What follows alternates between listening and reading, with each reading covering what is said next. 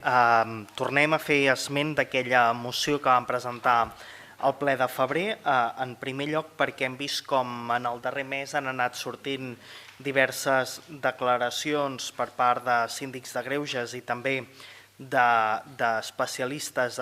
del món jurídic, en el qual, per exemple, en paraules de la defensora de la ciutadania de Girona, feia referència que la cita prèvia per ella és il·legal. En un ple extraordinari feia referència que mesures restrictives potser són acceptades pel bé comú, més enllà de la pandèmia de la Covid, però que en aquest cas, quan s'allarguen,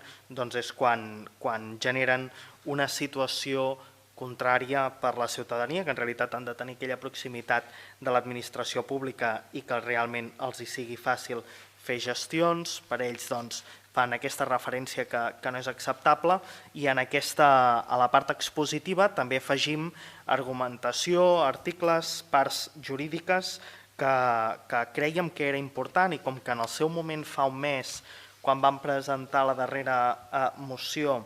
es feia referència a la necessitat de mantenir o que es considerava oportú mantenir la cita prèvia en alguns dels casos que es considerava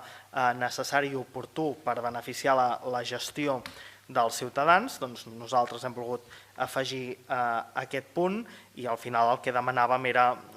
el motiu d'aquesta moció és aquesta petició de reconsideració, perquè nosaltres creiem que ho podem fer en pro a la ciutadania, en base a les sentències i les opinions que han anat sortint a nivell jurídic del darrer ple fins ara,